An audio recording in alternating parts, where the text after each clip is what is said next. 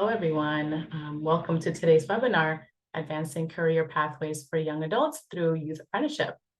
This is in honor of the U.S. Department of Labor's first inaugural Youth Apprenticeship Week. I am Paula Andujar with the Council of State Governments, also known as CSG. CSG is the nation's largest nonpartisan organization serving all three branches of state government. In my role at CSG, I lead several of our workforce development initiatives, some of which you'll hear about today. Before we get started, I would like to draw your attention to a few housekeeping items. Next slide, please.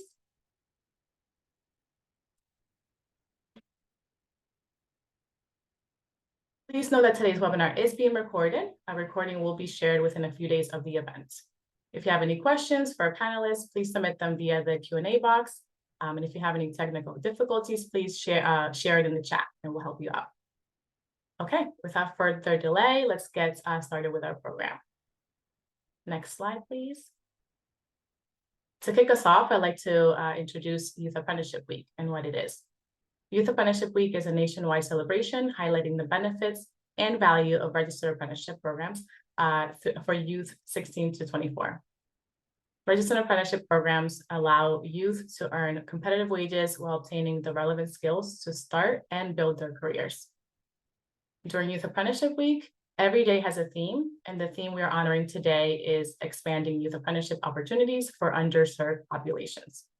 And this theme aligns very well with our states of focus today, which are Maine and Idaho, because they're largely rural communities. So you'll hear from some wonderful folks in a second. Next slide, please. Okay, so today's webinar is brought to you with funding support from Ascendium Education Group. We have a little bit of a blurb here about them and what they do and who they are.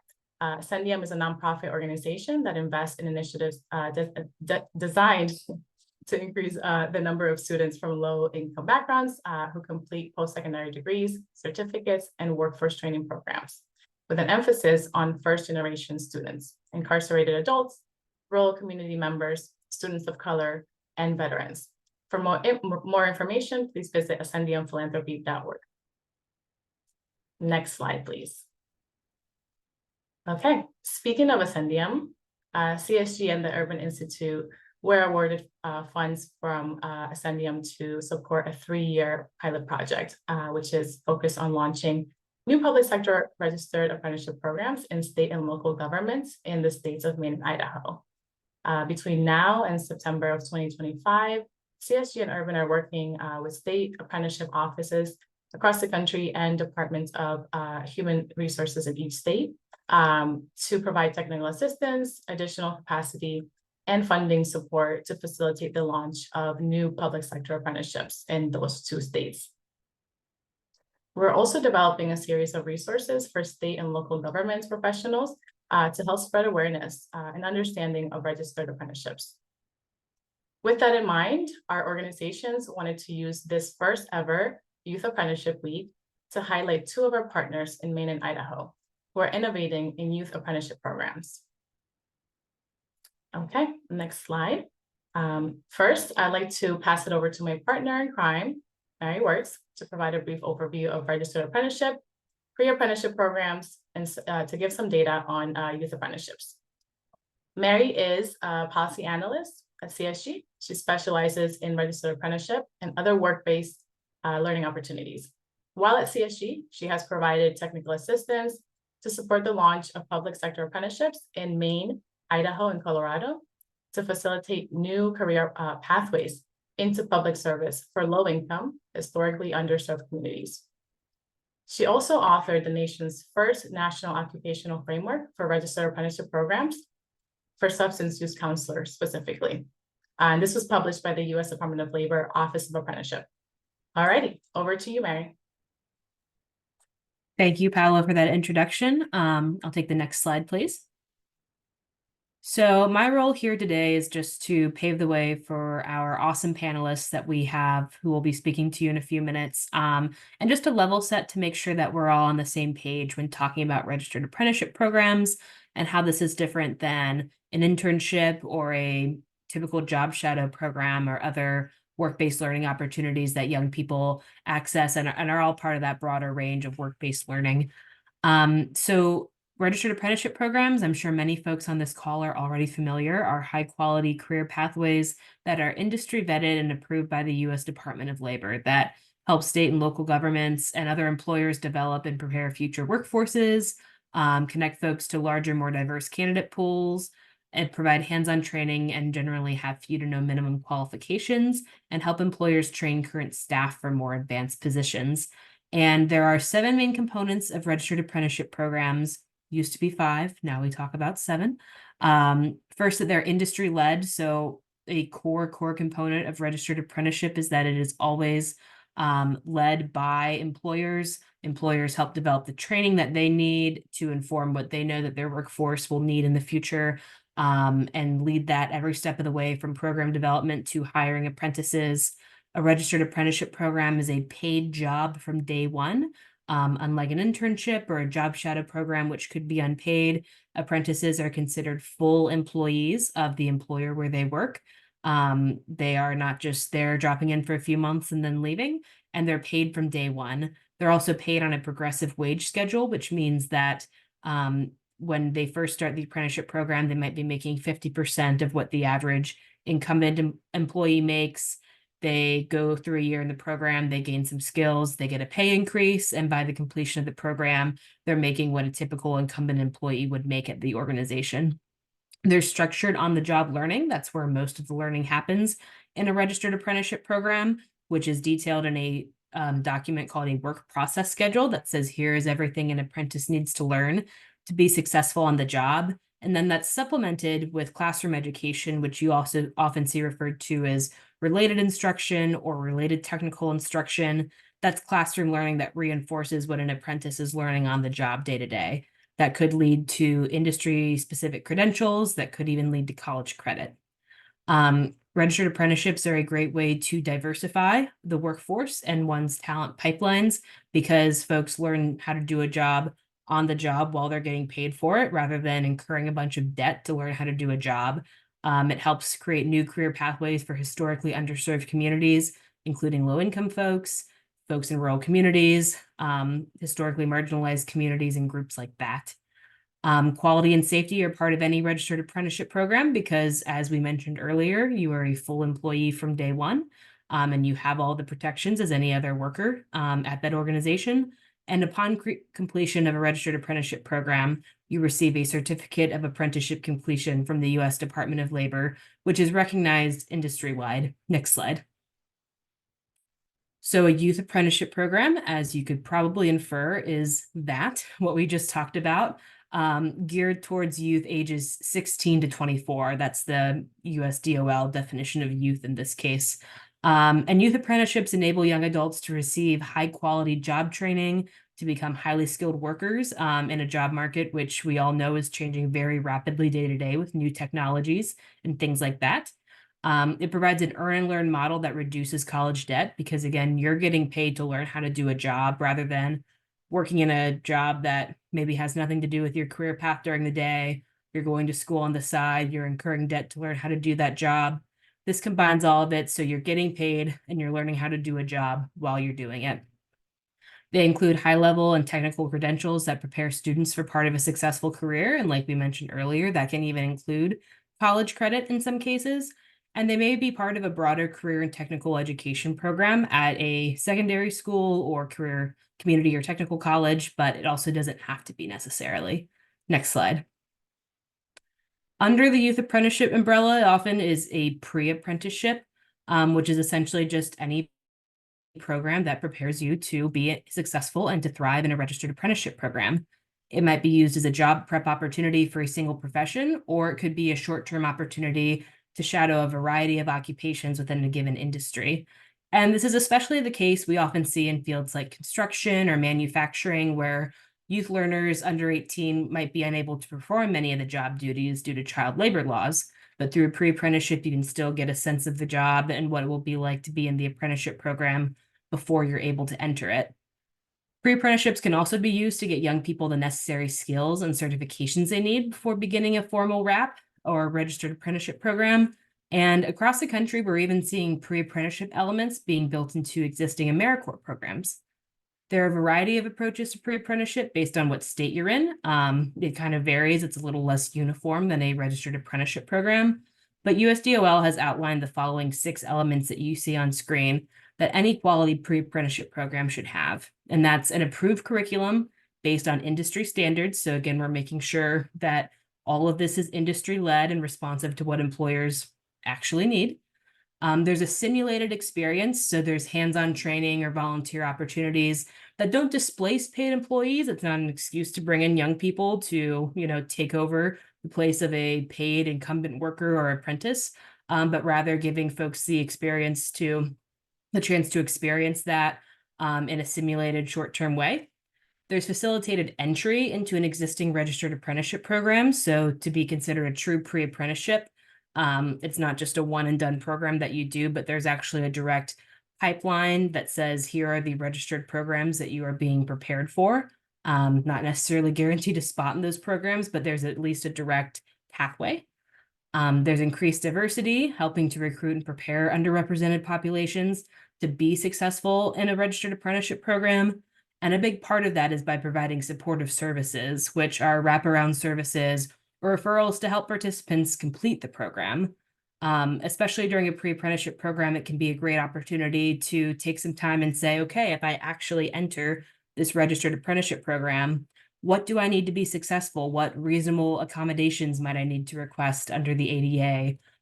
What I might need to figure out my childcare or transportation situation, and my employer can help, or a future employer can help me do that during the time of the pre-apprenticeship program.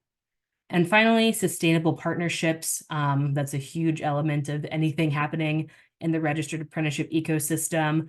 Employers, community colleges, high schools, community organizations, all working together to collaboratively promote registered apprenticeship to other employers and to young people in the community. Next slide. So in the last 10 years, we've seen the number of active youth apprentices increase by 118%, according to USDOL. Next slide. In 2023, 1/3 of all registered apprentices were youth apprentices. So 1/3 of all registered apprentices were between the ages of 16 and 24, which is very exciting. Next slide. And there are 25 youth apprenticeship intermediaries, youth serving organizations, and youth apprenticeship grantees that are just currently, more to come, but are currently funded by USDOL, working to expand youth apprenticeship in your state, in your city, in your county, that are available to work with you to help build these high quality job training programs for young people where you live. And one of those organizations is the Urban Institute, which you'll be hearing a bit more about in a minute. So with that, I will turn it back over to Paula. Thank you. Wonderful. Thank you, Mary. Okay, so now I would like to lead us into our panel discussion for this event by introducing a friend of ours, friend of CSG, and our moderator, Andrew Campbell. He is a policy program manager at the Urban Institute. In his role at Urban, Andrew has contributed to a diverse set of research and technical assistance projects, including Youth Apprenticeship Intermediary Project.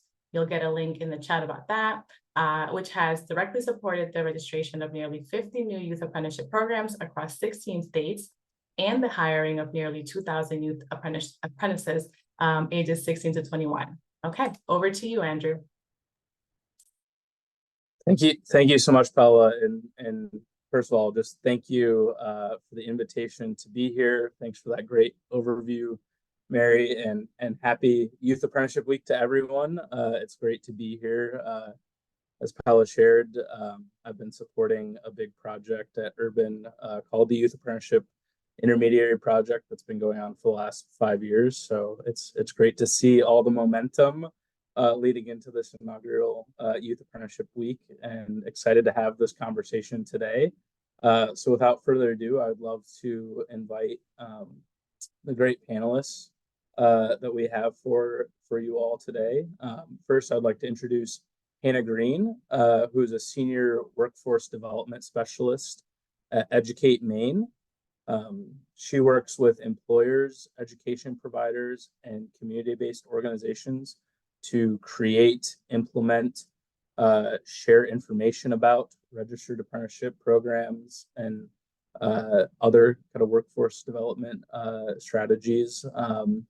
And she's really passionate about using apprenticeship as a way to connect young people with opportunities that lead them to both personally and professionally fulfilling careers, which I think is really exciting and something that we want to talk about. Prior to her role, Hannah also supported a number of environmental education and community development projects. Our other great guest today is Christina Feliciano.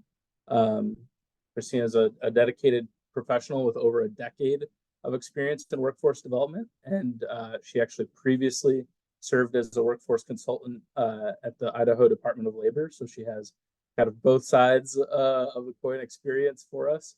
But in her current role as the business development and project manager for the Idaho Business for Education Youth Apprenticeship Program, she oversees initiatives aimed at expanding the state's talent pipeline through youth apprenticeship opportunities, with a real focus on bridging the gap between classrooms and careers, which is another big topic of conversation that I'd love to get into today. So with that, I would love for them to come on the screen. I can't tell if we're all pinned, but I'd love to let them share a little bit more about the work that they do in their respective states of Maine and Idaho. And I'd love to start with you, Hannah. Thanks, Andrew. Good afternoon. I am delighted to be here today representing Educate Maine. Educate Maine is a statewide business-led educational advocacy nonprofit in the state of Maine. Educate Maine champions career readiness by increasing the educational attainment of Maine people, enabling all students and learners to succeed in post-secondary education and in the workplace. We do this by managing a number of unique programs that serve to connect and convene Maine's education, workforce, and business sectors. And then within Educate Maine, I work primarily on our Maine Career Catalyst program, which provides professional development, social opportunities, and networking for experiential learners, again, ranging from interns to apprentices to pre-apprentices and more in the state of Maine. One of our primary goals is to help learners be able to see and believe that there are professional opportunities that are interesting and accessible to them right here in the state. And we achieve this by expanding and enhancing a learner's experience of what it means to live and work in Maine beyond just the experience they might have with their employer. And this work is important in its own right, but particularly because Maine is a rural state as well as the oldest state in the country. So engaging and retaining our young adults is really crucial.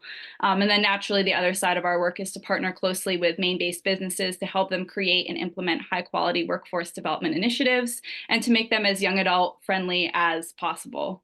And through Maine Career Catalyst, Educate Maine has become a recognized intermediary sponsor of registered apprenticeship and certified pre-apprenticeship programs in Maine. And I use intermediary here, not as we say uppercase, national intermediary, but the state of Maine refers to organizations like Educate Maine as intermediaries. And in that role, we are committed to working with employers who are interested in learning about and creating apprenticeship programs for their businesses. And we provide employers with technical assistance, as Andrew said, in not only creating, but also approving, implementing, and overseeing their registered apprenticeship programs, which saves businesses administrative and bureaucratic responsibilities typically associated with apprenticeship. And in this role, we also work closely with a variety of education providers and community and youth serving organizations to support apprenticeship RTI, pre-apprenticeship development, and to increase among youth a general awareness about and understanding of apprenticeship pathways and opportunities. Awesome. Lots of like heart emojis, and I love so much of what you've already said, helping people see and believe the pathways that are in front of them. Love the what you said about partnerships, lots to unpack. But before we get there, I'd love to turn it over to Christina to share a little bit more about the hats that you wear. So please take it away. Well, first I want to apologize for my video. I can't get it going, but Idaho Business for Education, we are a nonprofit organization that consists of about 250 business leaders from across the state. So we started with a wonderful foundation to create create and expand registered apprenticeship from across the state of Idaho. I've worked in IBE in collaboration with the state of Idaho and our Workforce Development Council, and we've had the honor to work on the YARD grant. It's been fantastic.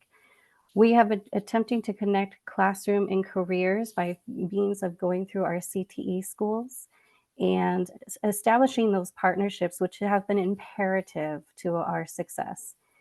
In CTE, by the way, we just don't utilize the high school level CTE. We've also looked into our community colleges as well.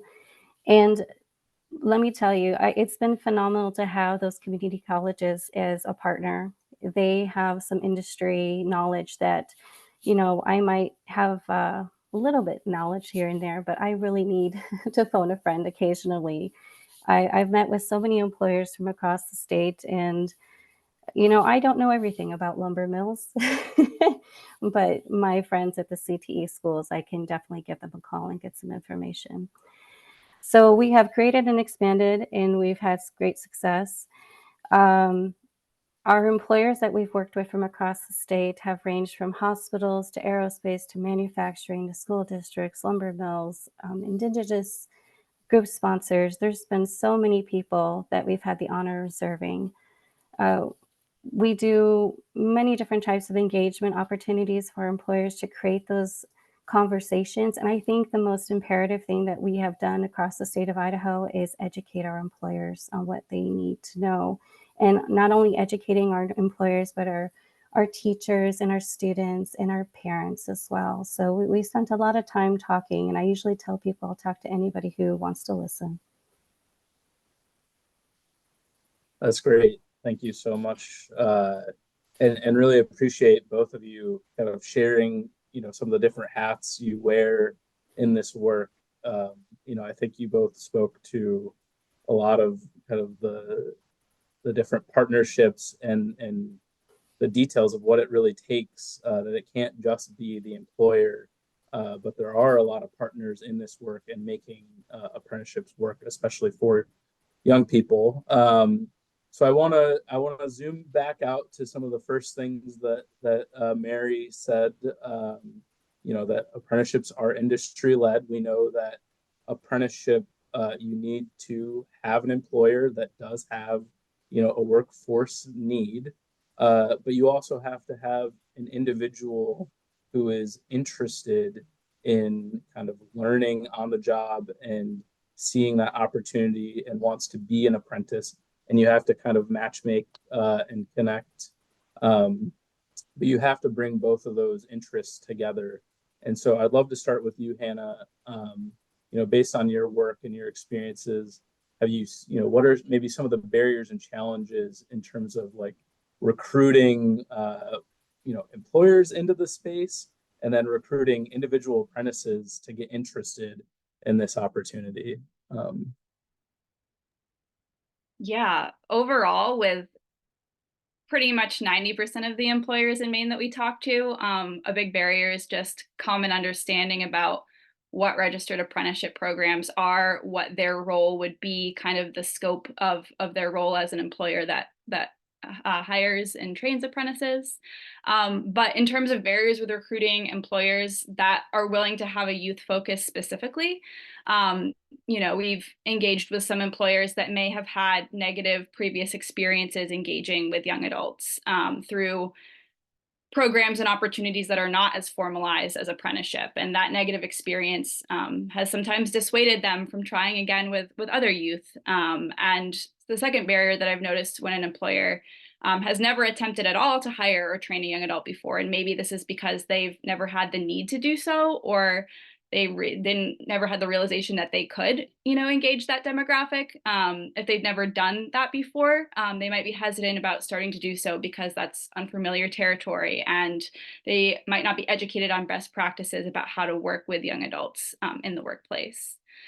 And, you know, one of the biggest barriers to building apprenticeship awareness and interest among youth is, again, kind of quite simply a lack of common understanding about what an apprenticeship program is, what the benefits to participants are for being in an apprenticeship, misconception that apprenticeship programs aren't available in diverse industries or aren't available in a career path that they are interested in.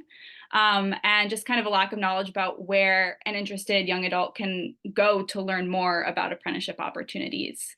And this lack of common understanding goes beyond just youth too. We've seen kind of the decades-long push toward, full-time post-secondary education as the primary career path a young adult should strive for. And that's left not only young adults themselves, but also the various supportive figures in their lives, from guidance counselors to parents to peers to kind of everyone in between, also uneducated about different career pathways that are equally as legitimate and fulfilling, such as registered apprenticeship programs.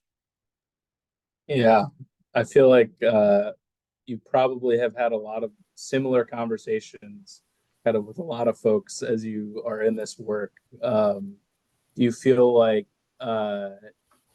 maybe years into this work it's getting easier? Do you feel like people are coming to agreement or are more receptive more quickly? Or do you feel like, I don't know, what do you have any optimism that you could share? Yeah, no, it's definitely gotten easier. One, as more and more employers are jumping on board and employers in new industries are jumping on board. When you have those early adopters and those champions in the industry that are able to successfully roll out and implement an apprenticeship program, then it's very easy for their peer employers in the industry to take a look at what they're doing and say, oh, that's not actually as difficult or hard as we thought it was. And if employer X is doing it, why can't we? And so having those early adopters in the industry is really pretty crucial. And the education sector in Maine is also doing a great job of slowly but surely getting more involved and on board with apprenticeship programs, and hearing from educators as well just helps with that reinforcement too. That's awesome. Thank you. So Christina, I want to jump to you and build off of that, because it sounds like you said that you've worked with 250 businesses across the state, which is an incredible number, and just wondered, working with some of those businesses, can you share, maybe what messaging or trusted messengers worked to actually convince them that bringing on young people would work in their business, and that youth apprenticeship was worth trying? So I wouldn't use the word maybe convinced, but maybe highly suggest. Um, I don't want to convince an employer to do anything that they would be uncomfortable with, but I can highly suggest that it could be a benefit to them and their establishment. Labor market's been tight over here and as throughout the whole United States. And so when we're talking about creating those talent pipelines, saying that, hey, we have skilled laborers waiting for you in high school, in college. Have you tapped into these, establishments, and what does that look like? And sometimes they have and they've attempted, and other times they just don't know who to talk to. So being that facilitator of those conversations has been imperative. I would also say that gaining their trust as well and being their go-to person has been another thing that we've had to work on. You have to establish the relationships with your employers. I mean, you can talk to your blue in the face, but if they think you're selling snake oil, you're not going to go anywhere. So you have to believe in apprenticeship program, and you have to believe in the why and why we're doing this and who it's helping at the end of the day. And so with our group, with IBE, we truly believe in educating our students. And there is a handful of students that just don't go on to college over here, and they do need another avenue. And it doesn't mean that they can't utilize registered apprenticeship as a stepping stone, but a lot of them are staying. Our retention rate's about 80% right now for our youth. So it's a great way for those employers to have that retention, which, during the COVID pandemic has been a difficult thing, because some youth also have to learn that a job is just not there for a paycheck. You know, you have to build careers in skills, and you're also there supporting the youth as well as the employer, and reassuring that employer that, hey, if you need to have a difficult conversation, at least in my line of work, that let me know. I'll be more than happy to have that difficult conversation and let them know that maybe the dress code's not right, or you know, this is more than just a one-time opportunity. This is something for you to gain these durable skills to carry you throughout life. So I try to, and so does the rest of the team, take some of that pressure off the employer and just really be there for them, and really do serve as that intermediary piece, not only for resources and for recruitment, but also to connect with those apprentices and have those tough conversations at times with those apprentices if there is an issue. Many times there's not. They're fantastic. Yeah. No, I so appreciate you emphasizing, making it so that the employers feel like they're not going it alone. I'm sure that has helped. And I think maybe building off of what Hannah said, I'm sure that once some have seen some success or others have had success, being able to hear about it from other peers has probably been helpful too. Well, thank you so much. I would love to just build on, you both have had success clearly with your program. You've had some engagement.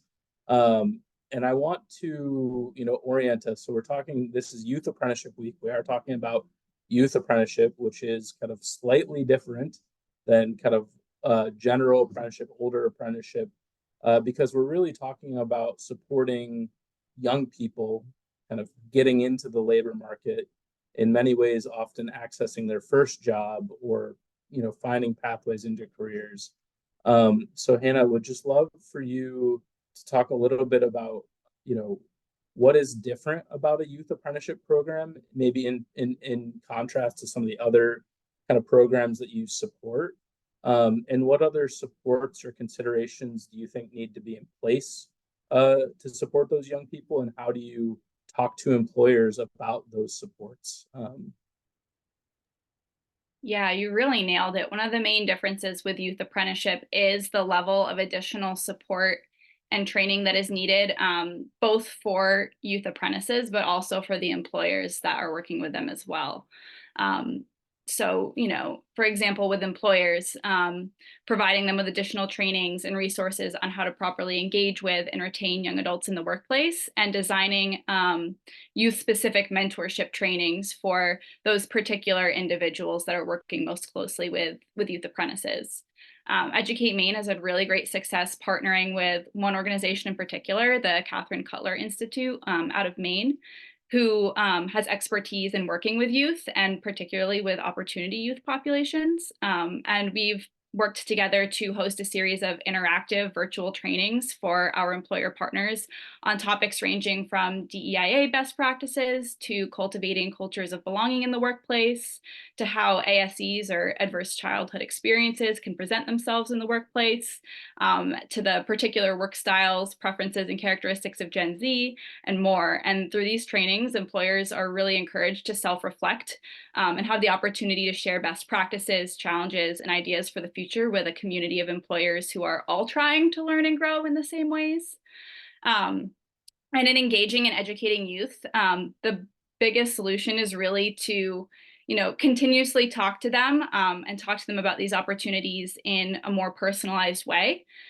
So there needs to be more than just kind of one generic conversation with them about what apprenticeship is, but these conversations should be specific and tailored to the individual, utilizing, for example, examples of current apprenticeship programs in the industry or industries that they have identified that they have an interest in, to help them better visualize themselves in those types of programs.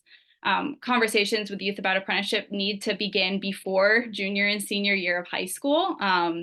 This is when most apprenticeship conversations are kind of currently typically taking place, but by that time, youth already have, a pretty good idea of what their post-secondary plans are going to be. So engaging with them, personally, engaging with them earlier. And also, youth need to hear about apprenticeship opportunities from more than one source. They need to hear about it from parents, peers, again, guidance counselors, educators, employers, in the media, et cetera. And with youth in particular, as I think it was Mary that mentioned earlier, really focusing on those supportive or wraparound services is really critical in any apprenticeship program, but especially for youth apprenticeships. For many youth, an apprenticeship is their first full-time professional job, and they're going to likely need those additional supports. They can receive coaching supports that can range from soft skill development to financial management, what to do with that first, real paycheck, to setting clear expectations for things like professional dress code, cell phone use policies on the jobs, communications preferences, and just having that clear and reiterative communication with youth apprentices is really critical in making sure that expectations are understood and followed. And beyond that, understanding what actual supportive services a youth apprentice might need in order to either begin or successfully complete their apprenticeship should be a priority, ideally prior to their start date or within the first couple weeks of their start date. And financial support is commonly used for things like work clothes, work footwear, and tools. We've used supportive services funding to pay for work tools for some of our apprentices, for a laptop for an apprentice that their entire related technical instruction is online and they otherwise didn't have a way to access that. And youth apprentices in particular might also need additional assistance with transportation, especially if they don't yet have or are in the process of receiving, things like their license and their first car. Yeah, thank you for so much for highlighting all those different things. It sparks so many things from some of the research and case studies that I've done, the technical assistance that I've done. Hopefully it resonates with some of the audience as well. Just thinking about the fact that you do have to really build awareness early and often, and really, one of the roles of the intermediary is to have a good conversation with employers so they know and are ready to receive and create the right environment for that young person to succeed. And we've seen that the most successful youth apprenticeship programs really have an emphasis on training the trainers so that they are ready to mentor young people. There's a lot of great resources that are being built up around mentorship in apprenticeship and youth apprenticeship. So happy to connect and share more of those later. But I want to transition back because, in some of our research and TA work, we've also seen a lot of great success stories of youth apprenticeships working well for both the individual apprentice and the organizations that they're working in. So Christina, would love to pass it back to you and see if you have any stories that you could share of any programs or any examples that you have where a young person has been doing really well and maybe how you've celebrated or shared those stories of success. So we have had the good pleasure of partnering up with Idaho Public TV and interviewing our apprentices, and they will be featured during, they will be featured during Idaho Public Television. And the great privilege that we've had is getting their voices directly from them. And we do often have conversations with our apprentices. We just don't leave them there at work. You're constantly following up with them to ensure that they need anything. The supportive services, just like Hannah said, are a big piece to what we do for our apprentices. And occasionally these apprentices do have needs that they're not going to share with their employers. Lately, I have purchased so many work boots, it's not even funny. But it's a good thing because it's something that is needed. But one of our apprentices in the education field did give us this statement, and I would love to read it. And it says, "I feel like the apprenticeship is such a great opportunity, and that if given the chance, no one should pass it up. I've learned a lot about myself and grown confidence in customer member services." There's another one here too from a high school graduate that was worried about opportunities, but through the apprenticeship program, they have gained experiences and they're willing to face their future. There's just so many examples that we get. And I love hearing our success stories from our apprentices. I mean, I could continue to go on. But it really defines my why and why I do this and why it is so important for the community in our nation to have a registered apprenticeship program, because we need our youth to believe in themselves and grow their skills. And yes, they can work and they can have careers. And, you know, not college is not for everybody, but if this leads to them having a successful college career, that's fine too. I'm all about supporting our youth. Sorry to lean into that a little bit. I'm too much of a mom, but that's the way I feel. No, I so appreciate, and it's so important for us to remember why you do this work, why we, try and support apprenticeship and why it's worth doing. And really focusing on that return on investment, it has to, I say, for it to be sustainable, it has to really, provide value to all involved. And I think about that, holistically. Both the employer does have to have some value, and I believe that the value proposition is really there because someone is being trained in a specific job, in a specific work environment. And we know from research that more times than not that the apprentice stays in that workforce. But there also has to be real value, a positive work experience, and value for that apprentice.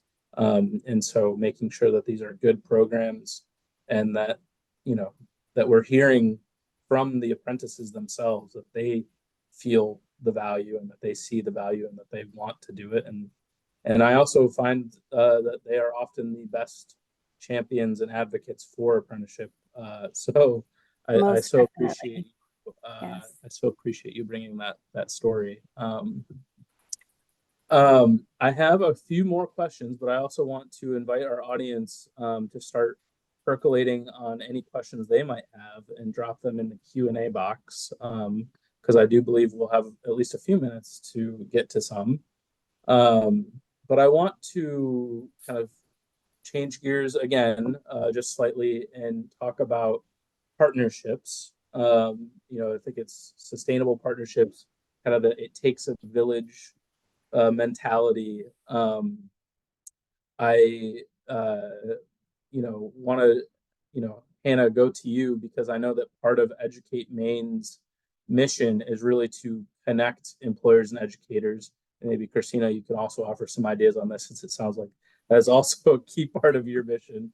But we know that especially for youth apprenticeship, education providers can be such critical partners to the success of youth apprenticeship programs, whether it be as partners in helping build awareness of the opportunities, whether it be partners in delivering some of the related technical instruction, whether it be sponsoring the programs themselves.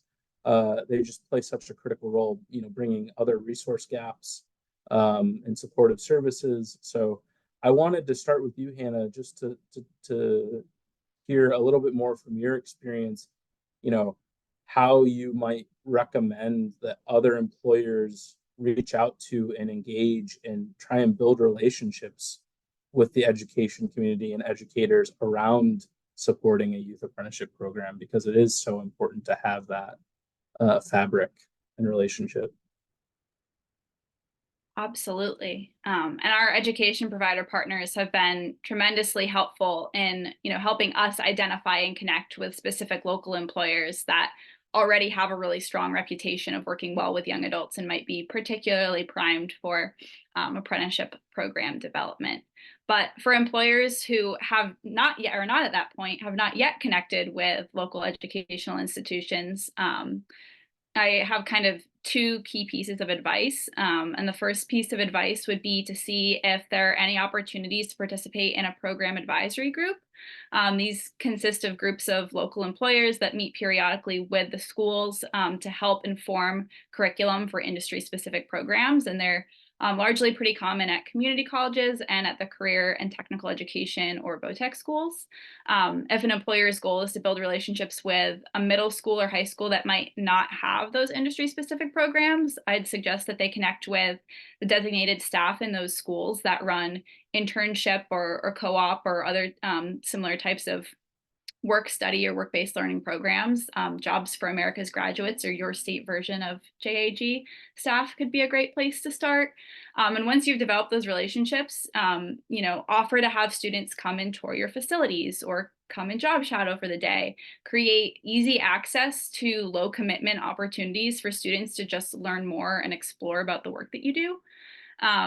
And then the second piece of advice I have is to get in front of students, again, like very directly, and go beyond just, distributing flyers or asking educators to share your job postings. And I even challenge you to go beyond just like attending career fairs, even though career fairs are certainly beneficial opportunities, but really the most beneficial opportunities that I have heard have been when employers have coordinated with educators to actually go into classrooms and, have longer conversations, give presentations to classes of students about, what their company does, and going beyond the basics of just kind of who you are and what you do, but talking about things like company values, benefits, culture, opportunities for professional development and advancement. And it's really in those types of longer form conversations when employers are getting directly into the classroom, when students will not only have a better understanding of what your company is and what jobs you have to offer, but they'll also feel more of a sense of personal connection with you that'll keep them interested and engaged. I love that. Christina, do you have anything that you would add? I 100% agree with Hannah. And then if you are provided an opportunity to go to a classroom and speak to those students, most definitely take it. They'll remember it. You will be that one person that they remember, especially that you invested your time, because we know employers are super busy, but I can still remember when employers came to speak at my school, and I remember everything they said and what they're looking for. It gives them an opportunity to talk to their future workforce. What are you looking for, Mr. Employer? Here's your future workforce. Here's how you want them to dress, how you want them to address you, how you want them to work at work, what your values are. I mean, it is such a phenomenal opportunity. Another thing too is if you do get an opportunity to do any of these career exploration fairs, partner up with STEM agencies at all. I mean, any opportunity you get to talk to those students and put yourself out there, I say take it. Yeah, absolutely. Yeah, I mean, I think just speaking with a lot of programs over the course of the last several years, as an employer, it can sometimes feel maybe intimidating, or just you don't know where to start in making a connection with an education partner or a school. But there's not really a wrong answer, and I think that the most successful programs that we've seen have invested in those partnerships, in those relationships, and it's really paid dividends in terms of recruitment, in terms of being able to align on curriculum. There's just a lot of ways that they might be able to work and support a youth apprenticeship program and come together around some aligned goals and outcomes for the young person. And so I definitely co-sign everything that's been said, that it's just worth doing. So I know I want to make space for some Q&A, and I always have other backup questions as well. But I want to just quickly kind of get back to one of the themes of Youth Apprenticeship Week is the importance of engaging also with kind of parents and guardians in this process of recruiting and building awareness among youth around apprenticeship. So Christina, would just love if you could share a little bit more about what you think the priorities of parents are when kind of hearing about or considering apprenticeships as an option for their children, and how should they be engaged in the recruitment process? I personally think that parental involvement is imperative to any youth success, especially with registered apprenticeship programs. And especially when we're working with people that are 16 and 17 years old in some cases. I want the parents to be 110% informed of what is going on with their student and their child. and what kind of occupations they're going into. You want to provide the parent with enough information to make them happy, because if you don't, they'll definitely call back and have phone calls, as rightfully they should. You know, they should definitely have questions.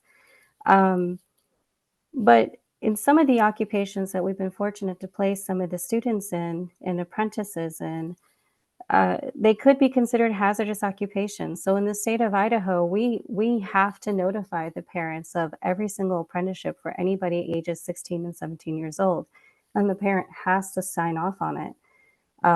We want to make sure that that parent's involved.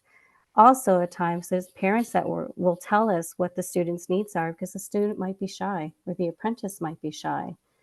And the parents a little bit more bold. They'll say, hey, you know, we really don't have the funding for the uniforms. Is there any additional assistance that we can get? And that can spark that conversation. It's, again, building that trust with your community, and your parents are part of the apprenticeship community. You need them there. Another thing, they could be your biggest advocate and connectors to other businesses and other opportunities and other apprentices, potential apprentices as well. So you have one parent, and you know one parent's going to talk to another parent, and there starts the web of connection. I really think that their involvement is crucial, because there's no way I would not feel comfortable signing up a 16 and 17-year-old underneath an apprenticeship program without their parents being notified. And in some cases, some of our 18-year-olds are still in high school, and most definitely mom and dad need to know what's going on, and so do the guardians. You know, that's imperative. If you're a high school student, they need to know what's happening. I'm going to talk to them as well.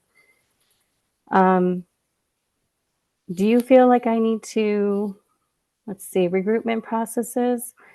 I will let you know this.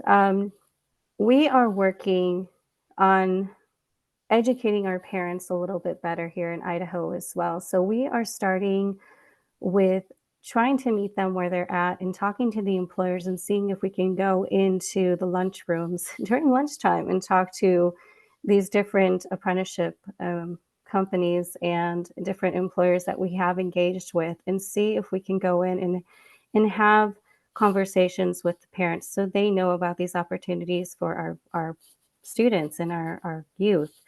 What we've noticed in the state of Idaho is there's a lot of information being given to the parents, but they don't have enough time to really digest it. So we want to be that resource as well for our parents, to have those connections to other state agencies and other resources and other grants, and of course the Youth Apprenticeship Program when need be, right? Absolutely.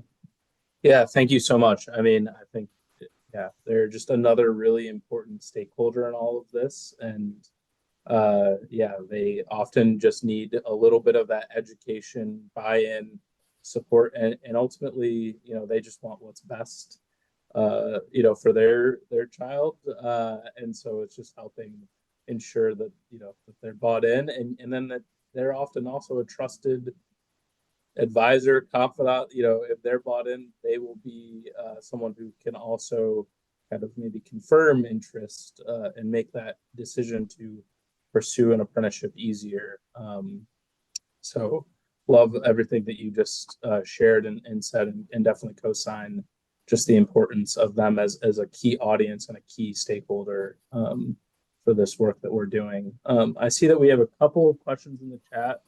I think we can get through them pretty quickly, but I know we're running a little short on time. So can you share, both of you, if your programs are hours-based or competency-based? Oh, and it looks like we're... I can go first. Sure. Okay, we actually have a combination of both hours and competency. Some of them are hybrid, but it's really up to the employers to determine, and the occupation to determine what pathway we're going to take. We don't ever dictate to the employer what they should do. So we really pull that information on the occupation that they're looking to create and review what would be the best scenario for that employer, and what we need to do. And there's certain circumstances, they just have to be hour-based. There's no working Yeah. around that. Yeah. Yeah, I absolutely echo what Christina shared. Educate Maine has the same practices. Although I will share that by and large, many of our employer partners tend to prefer competency-based. That is the most popular program model. But again, we have all three types of programs. Yeah. Yeah, it's getting into the technical details and the weeds a little bit, but we at Urban also endorse and promote, I would say, competency-based as a preference more generally for a variety of reasons, but there are reasons why it makes sense in different circumstances, different occupations. Context really matters. And I think this other question is a little bit longer, so maybe we can take that back and respond over email, because I would love to at this point just say thank you so much to our wonderful panelists, Hannah and Christina, for sharing your time and your thoughts with us. Yeah, it was wonderful having you both, and I'd love to pass it back over to Paula to wrap us up. Thank you so much, everyone. That was great. We really appreciate you all being here with us today and sharing all that you did. This is, I think, a wonderful time to learn from one another and push this work forward with our youth. Okay, so we have a few things here. If we can pull up the slides again. Okay. So this here is our latest publication from CSG and Urban Institute. It is the Public Sector Apprenticeship Toolkit, hot off the press for you all. So please go ahead and check that out. It is a comprehensive guide for state and local government leaders on developing, launching, and sustaining apprenticeships to fill talent pipelines and shortages in the public sector. So please go ahead and check that out. It's not specific to youth apprenticeship, but it is valuable to a lot of the folks that work on that issue. If you scan the QR code, you should be able to access a copy, and we also will be sending a copy to you after the event. Okay, so just to wrap up, I want to thank Hannah, Andrew, Christina, and also Mary, Natalie, and Bailey for supporting this webinar. Thank you so much for your contributions, and thank you all for being here today. All right, have a great day, everyone.